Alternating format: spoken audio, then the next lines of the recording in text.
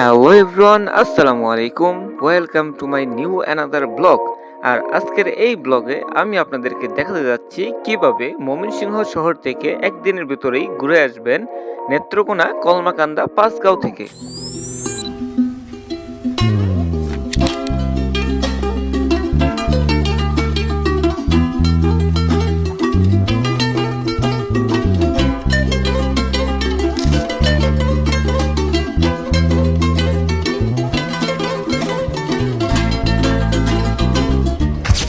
নেত্রকোনা যাওয়ার জন্য আপনাকে ময়মনসিংহের যে কোনো প্রান্ত থেকে চলে আসতে হবে ময়মনসিংহ ব্রিজ মোড়ে।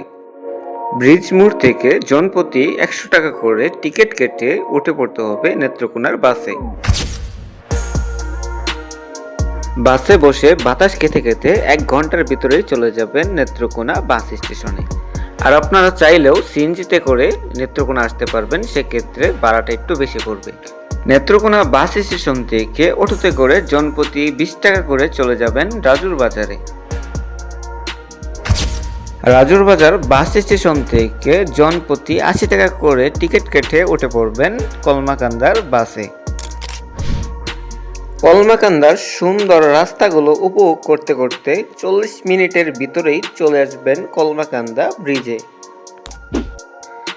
বাস থেকে নেমে কলমাকান্দার সুন্দর ব্রিজটা পায়ে হেঁটে হেঁটে উপভোগ করতে করতে চলে আসবেন কলমাকান্দা বাজারে। চলেন এখন আসি আসল কথায়। কলমাকান্দা বাজার থেকে বাইক এবং অটো পেয়ে যাবেন পাঁচগাঁও যাওয়ার জন্য। আমি মনে করি আপনারা যারা একদিনের জন্য ঘুরতে আসবেন তারা অবশ্যই বাইক রাইড নিয়ে নেবেন। সেই ক্ষেত্রে আপনাদের প্রতি বাইকের জন্য খরচ করতে হবে 800 টাকা থেকে 1500 টাকা পর্যন্ত। যত বেশি দামাদামি এবং যাচাই বাছাই করে নেবেন তত কমে আপনারা রাইড পেয়ে যাবেন। যেহেতু আমরা 3 জন ছিলাম, সেক্ষেত্রে আমরা 900 টাকায় সারাদিনের জন্য বাইকটা রিজার্ভ করে নিই।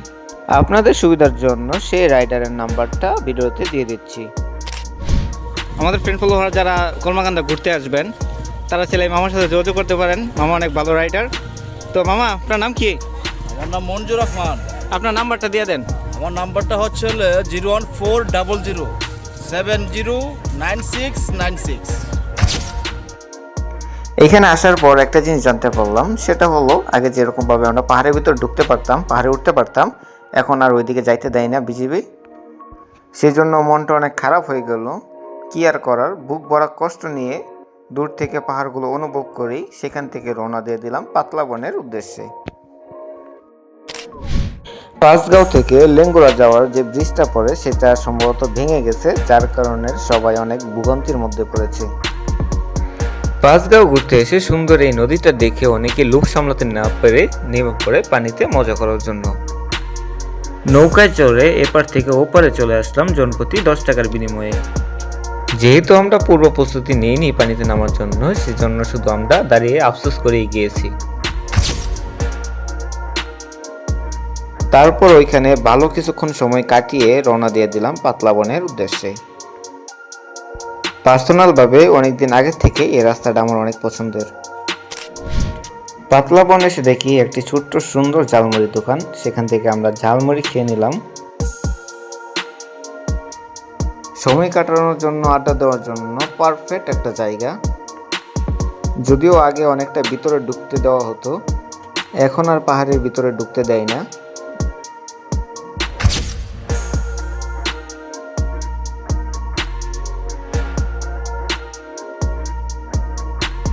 এইখানে ভালো কিছু সময় কাটিয়ে রওনা দিয়ে দিলাম বঙ্গটিলা দেখার জন্য। বঙ্গটিলায় এসেও দেখি সেম প্রবলেম, সেই আগের মতোই ওঠা নিষেধ। তাই সেখান থেকে খুব তাড়াতাড়ি রওনা দিয়ে দেই কলমাকান্দার উদ্দেশ্যে। কলমাকান্দা থেকে সেম ভাবে বাসের টিকিট কেটে চলে আসবেন রাজুর বাজারে। আর রাজুর বাজার থেকে 20 টাকা অটো ভাড়া দিয়ে চলে আসবেন ঢাকা বাস স্ট্যান্ডে। ঢাকা বাস স্ট্যান্ড থেকে সোজা চলে আসবেন ময়মনসিংহে। আজকের ভিডিও এ পর্যন্তই। আশা করি আপনাদের অনেক কাজে লাগবে। তো ভিডিওতে লাইক, কমেন্ট, শেয়ার করে পাশে থাকুন। ধন্যবাদ।